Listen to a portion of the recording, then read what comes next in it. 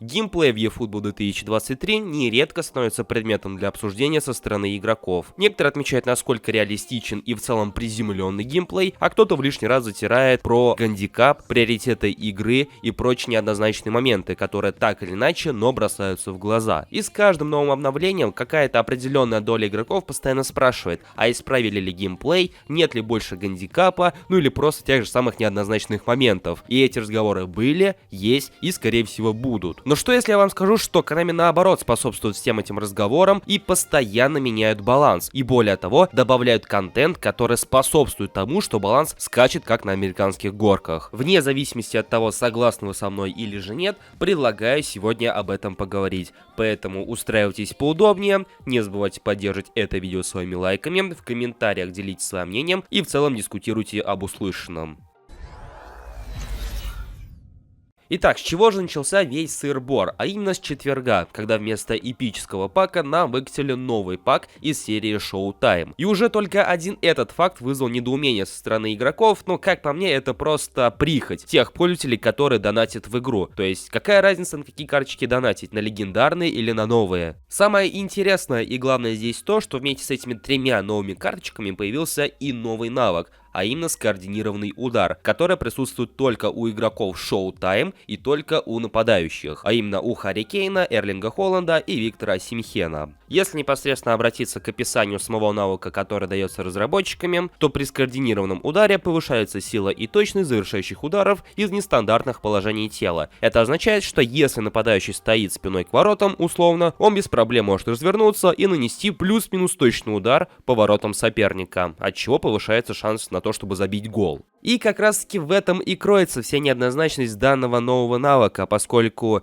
все мы с вами понимаем, что в eFootball достаточно много неочевидных моментов и много моментов, когда игроки просто бьют из неудобных положений тела. И если в игре появятся футболисты, которые смогут забивать даже из таких положений, естественно, шанс у тех же игроков, которые задонатили, очевидно повышается. И это при всем том, что в eFootball и без того достаточно неоднозначных моментов, когда вызывают вопросы те или иные забитые мячи. И ко всему этому прибавляется тот факт, что донатные нападающие смогут забивать голы стоя к воротам, или стоя боком к воротам, когда при поддержке гандикапа и так все залетает. Основные претензии к этим новым карточкам заключаются в том, что это некий элемент аркадности, когда залетает там, где на самом деле это не особо удобно, и очевидно читерский момент у тех игроков, которые решили потратиться на эти новые карточки. Это извечный разговор о донатерах и тех, кто не донатит, поэтому мы его не будем развивать. Те, кто умеют играть, смогут и со стандартными. А вот первая претензия выглядит чуть более весомой, потому что мы все играем в eFootball, по крайней мере те, кто здесь собрались, мы играем в eFootball, потому что нам так или иначе, нравится игровой процесс, его скорость, его анимации, в целом как он выглядит, как он чувствуется. И очевидно, что игрокам бы не хотелось ни чувствовать, ни наблюдать подобные аркадные моменты. Но чтобы не быть голословным и просто не кричать о том, что Konami убивают игру, я лично затестил подобные карточки в игре, благодаря аккаунту Юры Ганса, за что им большое спасибо, и ссылка на него будет в описании. И что можно сказать после пары-тройки матчей? И вправду, если вы пытаетесь пробить подобными игроками, стоя к воротам спиной или же боком, шанс на то, что мяч залетит в ворота, они намного и намного выше. Выглядит это не совсем естественно, и будем честны, подобных моментов в матче возникает намного меньше. Но я боюсь предположить, что если вы попадетесь на игрока, у которого присутствуют подобные карточки, и он выучил все тайминги, выучил все моменты, когда нужно нажимать на те или иные кнопки, подобные игроки в его распоряжении могут стать на самом деле решающим фактором в вашем противостоянии. Даже если вы неплохо играете, даже если ваш состав не сильно уступает составу соперника. Чуть более подробно о версии Showtime Виктора Осимхена я расскажу в своем телеграм-канале, ссылка на который также в описании, так что подписывайтесь. Спойлер, эта карточка мне очень понравилась.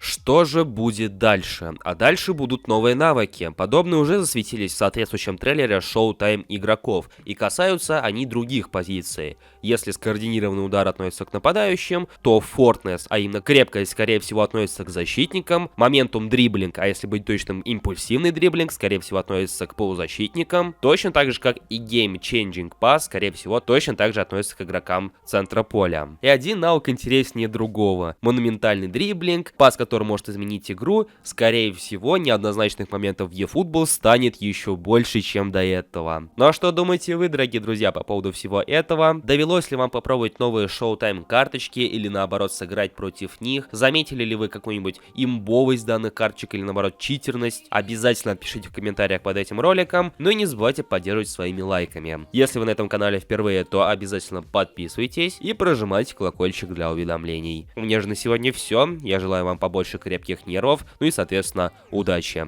Всем пока, дорогие друзья.